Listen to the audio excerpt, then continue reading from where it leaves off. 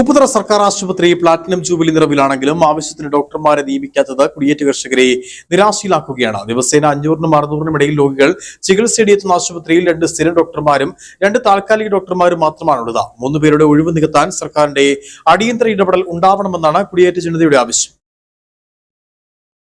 ഒരു നാടിന്റെ ആരോഗ്യം കാക്കാൻ ഏറ്റവും അത്യാവശ്യം മികച്ച ആശുപത്രിയാണ്. ആശുപത്രിയിൽ മികച്ച ഡോക്ടർമാരും ഉണ്ടാകണം. 1951 ആരംഭിച്ച ആശുപത്രി ഇപ്പോൾ പ്ലാറ്റിനം ജൂബിലി നിറവിലാണ്. എന്നാൽ നാടിന്റെ വികസനത്തിനൊപ്പം നടന്നു കയറാൻ ആശുപത്രിക്ക് കഴിഞ്ഞിട്ടില്ല. അടിസ്ഥാന സൗകര്യങ്ങളുടെ കുറവ് ഇനിയും നികത്താനുണ്ട്. എക്സ്റേ ഉൾപ്പെടെയുള്ള ഉപകരണങ്ങളും എത്തിക്കാൻ നടപടി ഉണ്ടാവണം. ദിവസേന ഏറ്റവും കുറഞ്ഞത് 400-ലധികം രോഗികളാണ് ഇവിടെ ചികിത്സ തേടുന്നത്. ഇത്രയും രോഗികളെ ചികിത്സിക്കാൻ വേണ്ടത്ര ഡോക്ടർമാർ ഇവിടെ ഇല്ല. 2 സ്ഥിരം ഡോക്ടർമാരും 2 ദിവസവേതനത്തിൽ ജോലി ചെയ്യുന്ന ഡോക്ടർമാരുമാണ് ഉള്ളത്. സ്ഥിരം ഡോക്ടർമാരിൽ ഒരാൾ സിവിൽ സർജനാണ്. ബ്ലോക്കിലെ ആരോഗ്യവകുപ്പിന്റെ മുഴുവൻ ചാർജ് ഉള്ളതിനാൽ പല മീറ്റിംഗിലും പങ്കെടുക്കേണ്ടതായി വരും. ദിവസവും ക്യാമ്പുകളും ഉണ്ട്. ഫലത്തിൽ 2 ഡോക്ടർമാരുടെ സേവനമാണ് ഇവിടെ ലഭിക്കുന്നത്. ഈ 2 ഡോക്ടർമാർ വേണം 400-ലധികം രോഗികളെ ചികിത്സിക്കാൻ.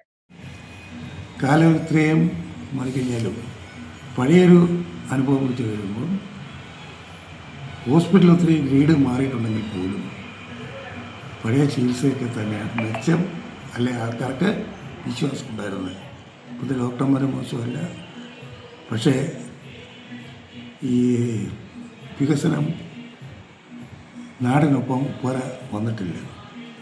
CHC ആയിട്ടുണ്ടെങ്കിൽ പോലും CHCയുടെ അവസ്ഥയിലേക്കുള്ള ഡോക്ടർമാരിലും നല്ല അടിസ്ഥാന സൗകര്യങ്ങളും ഇല്ല. കാര്യം CHC വരുന്നപ്പം ഫിസിഷ്യൻ ഉണ്ടാകും, ഓർത്തോപീഡിക് സർജൻ ഉണ്ടാവും, പീഡിയാട്രീഷ്യൻ ഉണ്ടാകും, ഗൈനക്കോളജിസ്റ്റ് ഉണ്ടാവും. പക്ഷേ ഇതൊന്നും ഉണ്ടായിട്ടില്ല. പണ്ടുണ്ടായിരുന്ന പോലെ ഒരു സിവിൽ സർജനും പണ്ട് PC ഡോക്ടർമാരുണ്ടായിരുന്നു. പ്രാഥമിക തോട്ടം ആദിവാസി മേഖലയിലെ ആരോഗ്യ കേന്ദ്രമാണ് ഉപ്പുതറ CHC. ഡിസ്പെൻസറിയിൽ നിന്ന് ആശുപത്രിയായി ഉയർന്നു. പിന്നീട് CHCയും അതിനുശേഷം മദർ CHCയുമായി ഉയർന്നു. എന്നാൽ അതിന് തക്ക ജീവനക്കാരോ ഡോക്ടർമാരോ ഇല്ല.